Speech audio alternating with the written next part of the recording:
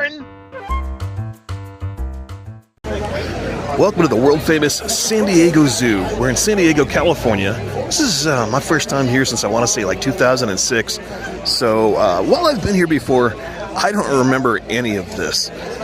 So this is going to be new to you and new to me. Looks like they got a bus service, and from what I'm seeing over there, looks like they got some sort of cable car type thing going on here too. The San Diego Zoo has been here since 1916 and is largely and widely considered to be just about the best zoo you're going to find in the North American area. Yeah, that is the U.S., of course, Canada, and Mexico. And there's a lot of reasons for that. One of which being that this is pretty much the only zoo in North America where they have successfully bred pandas. Forgive me, I'm being rude. I'm your Uncle Splorin, Ryan, and if you haven't done so already, join us today as we do, from the San Diego Zoo, just a little Splorin.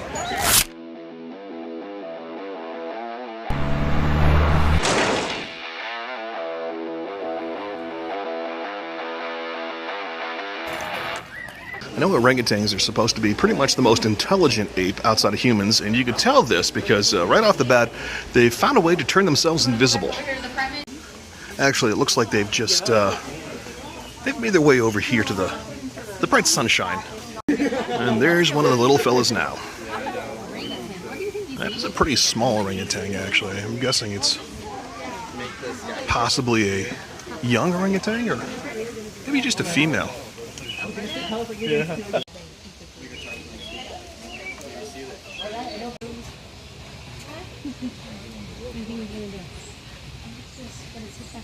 He's like, ready? Sticks. And if you're a fan of birds, this is the Reggiana. I'm probably saying that wrong. Bird of paradise back there with a yellow head on it. Making some really interesting noises about 3 seconds ago. And then I turned on my camera. It's all part of the episode of Splorin that you almost had. Overhead, more of the cable car. Not quite open yet, but we're definitely going to try to jump on that when it does. I understand in about 15 minutes. That's a good question. Where have all the wild gorillas gone? Ironically, they're not in there. Which really is a shame, because this is a beautiful enclosure. I would not mind hanging out in there, assuming that, you know, the gorillas aren't in there. This is kind of interesting. They got this, you know, little cafe area. They got an education center. But right over there, they've also got bees. The good news is now at least I know where to go for horrible bee-related tragedies. Looks like we're going to take this very long walking bridge over to the northern trek and, you know, avoid the bees. Good grief. It's a long way down. I think we'll stay up here for now.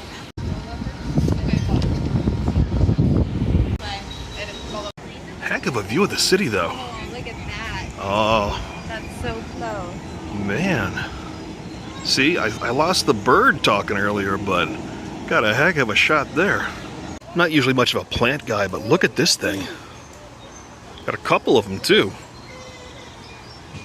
Most of the zoo has these signs up like that tell you what the plant is, if it's an unusual plant. This one does not. It looks like it's some sort of memoriam, if you will, though. Each one is dedicated to different people, but it doesn't say what the actual plant is. Looks like they finally got the sky buckets moving. These used to be all over the place. It's kind of rare that you find them these days. Yeah, full transparency, I'm not a huge fan of those things. Here's the elusive American politician. You know, the funny thing about these pigs, the ones around us in Orlando, Look at these dudes. are much bigger than this. Little They have white butts and they cannot lie. Here comes the kangaroo bus. It says tour in progress at the very front of it. As I understand, this particular bus is kind of like a hop-on, hop-off tour. there's another bus that is sort of just like more transportation based. Let's wave and see if they'll all wave. Oh, look at that. We got some people playing along. Yeah, there we go. Hi, everybody. You're on YouTube. Big day for you, obviously. Nice large enclosure for these deer things. That's the scientific terms. And of course, it's time for another fun-filled game of they wouldn't say it if they didn't feel they had to. Okay, so here's another kind of cool plant. Again, not a plant person per se, but if you know what this is, leave a comment down below. I'm just assuming it is the West Asian skinny bean. Let's go see some polar bears. I believe, yes, this is one of those ones that lets you see into the water. Which is really only handy if there's a polar bear in the water. Touring fact from your Uncle Splorin Ryan. I believe, actually, yeah, I see one way off in the distance there. Kind of nosing around in the snow. And as my daughter just pointed out, there's one a little bit closer. It's sunning itself over here on the dirt. I was about to remark that there's a lot less polar here in the enclosure than I'm used to, but really most of them just kind of paint the enclosure white.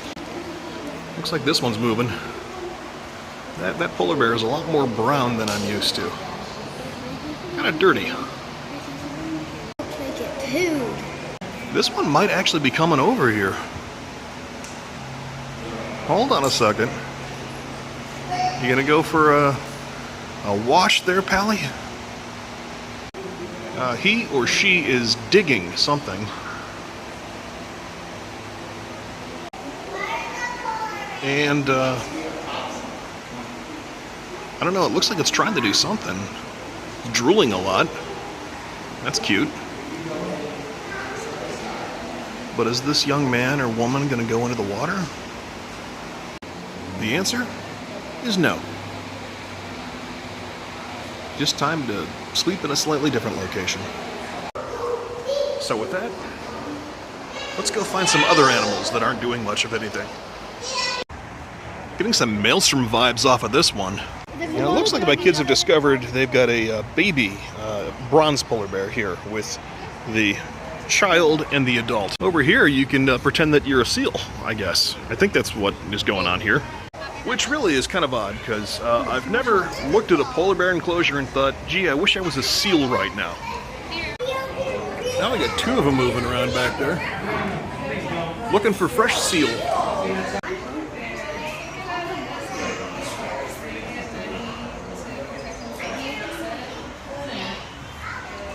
There's a guy in there. Didn't expect there to be a guy in there. Apparently neither did he. Next enclosure over, we got these reindeer walking around. Looks like there's two of them. Missing the larger portion of their antlers. I'm sure that these guys are probably just young or just early in the season. Walking out of the Northern Trek exhibit. This is the back end of it as you're walking out. A nice view of San Diego. Got a lot of cars going by the freeway. I'm not sure what I expected, but it was not this. Coming out of the northern area, there's a big bridge, big old arch bridge sticking out. And for those of you like me who are from Cleveland, boy, does that ever seem eerily familiar. Little bit of a change of scenery here. We're in what looks to be an Asian area, and we're watching a leopard up there who is munching on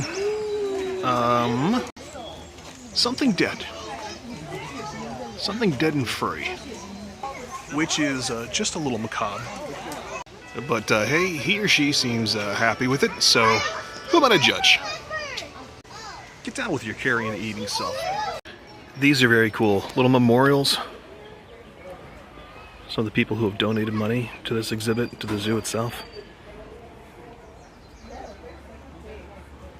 Very nice. Beautiful. These guys have gotten to be very popular as of late. It's the red panda, and my kids love these things. And right across from them is a goat-type creature with a half goat, half guinea pig. It's a mutant, obviously. Oh, look at that. It's gonna go get that giant half guinea pig, half bull thing that's sleeping at the top of the hill.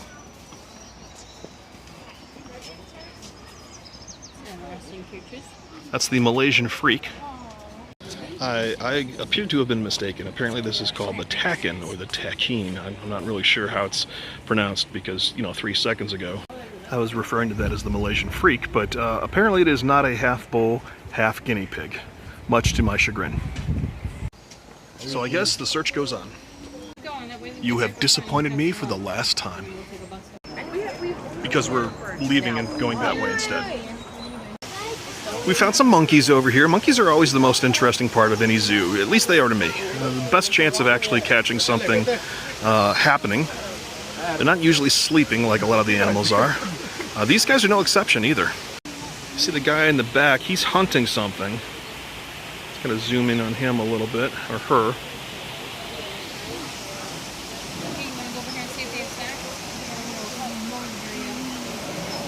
And there's actually a baby over there. Oh, there he goes. Or she goes. There goes the monkey. Absolutely adorable.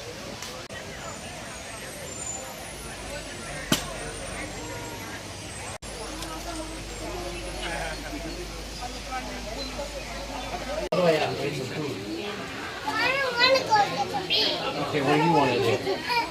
Kind of hard to see it, but if you look into the den right there is the coconut land crab. It's moving around a little bit. At the risk of being a little dark, they believe currently that the reason nobody ever found Amelia Earhart is because she probably was eaten by these things. Splorin facts. They're closely related to horses. What is in up here? Got some gators over here. Or no, Dad, they're not gators, Dad, they're put it crocs. down here. Crocs. Put your down. He's looking at me, Ray. Gators are a lot more common back home in Florida. We just had one removed from our neighborhood. These things are a whole lot worse. Generally the gators, in Florida at least, just want to be left alone. As I understand, the crocodiles are a wee bit more aggressive, and territorial, and, well, nasty. Nasty's a good word.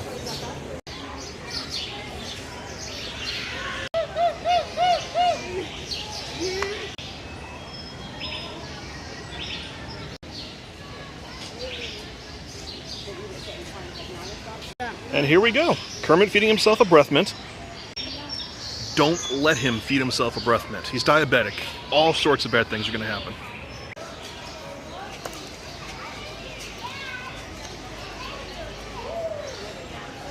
Taking a break with a little healthful repast from the safari kitchen. I don't know how healthful it'll be, but it'll be food. And before we go too far further, it's time for what my buddy Adam likes to call a hot caffeinated beverage. Piping hot caffeinated beverage. But for me, it's all caffeine, and gosh darn it, caffeine is very important, kids. Doing the double latte today, which should hopefully be enough to keep me going. Without being so much that it keeps me going. Sorry, lowbrow joke. Won't be the first, won't be the last. Here's another taste of home. The flamingos, as everyone knows, everyone in Florida has flamingos in their backyards. We keep them to scare away the alligators, who are of course kept there to scare away the mosquitoes, who are there to keep bears at bay. And don't get me started on the wild boars.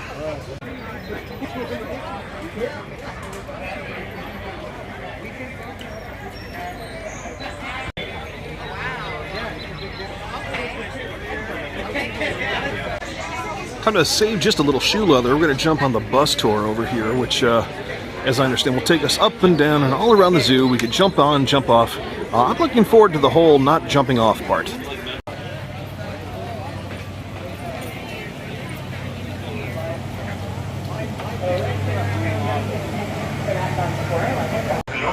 Getting on the bus tour, and if you look up there, we have what I like to call a stealth peacock. which is very rare if you think about the nature of a peacock. Jumping on the lower level of the tour bus, we're told that this level gets you eye level with the animals, and obviously with the people who are still in line. Hello, everybody. Welcome to the world-famous San Diego Zoo guided bus tour. Yeah. How are you guys doing today? We're good. You're good? Are you guys ready to go see the zoo? How are you? And she's done a great job of Got a tiger over there, laying in the There's shade. only about 200 to 300 of them remaining in the wild, but she has had many cubs during her time in zoos. But now we are making a left turn over. I don't think I mentioned it yet, but this hill we're on right now, it is called Polar Hill. So as you might be able to guess from that name, this is where the polar bears live. So we're going to pull in on the left for 1 second. But before we go see those elephants and lions, we are first going to pass by, right here on our right side, the 4D theater. I'm sure you've heard of 3D movies, but 4D is even better.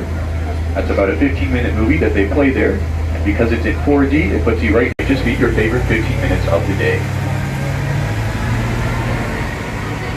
As I said, the male is named Ernest, female is named Miss Ellen. Looks like they're hanging out enjoying the grass there. I did mention that they spend quite a lot of time sleeping, so we are lucky to see them awake right now. And I also mentioned that this area is modeled after what California used to look like. So these are African lions, species they are. But before we see those other elephants, we're first going to pass by the Elephant Care Center right here.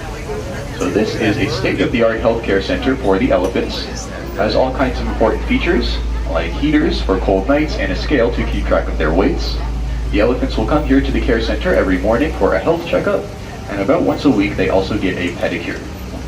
To check out which are the 2 secretary birds.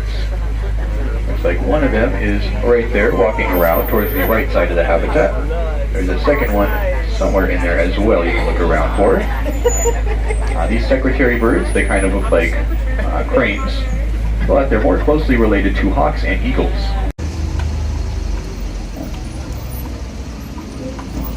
So, if you turn your neck way back there to the right side, we do have another elephant. That is an Asian elephant. She's standing right beneath that big concrete tree-like structure.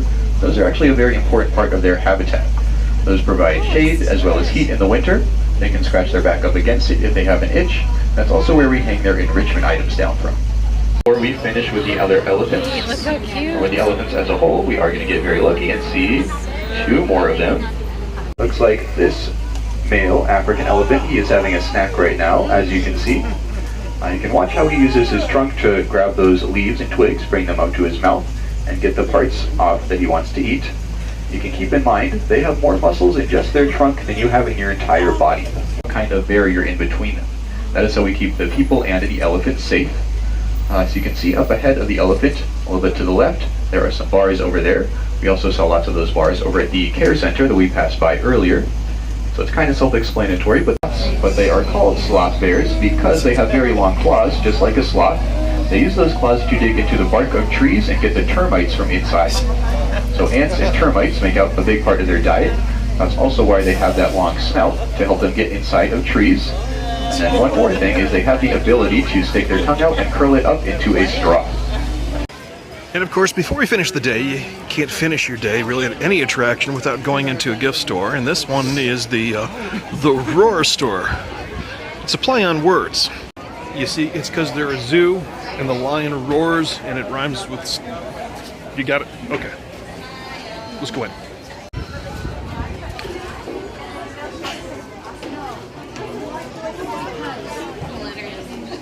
Conservation just as far as the eye can see. I think this is my new favorite shirt, by the way. And with that, it is time to make our way back to our transportation. Say goodbye to the San Diego Zoo, at least for now. So as we say goodbye to the giant lion, and the tie-dye, and the rest of the San Diego Zoo, I would like to humbly ask you to reach down below, hit that subscribe button, big old thumbs up. It lets me know that you were here. And we'll see you next time when, once again, we do just a little Splorin.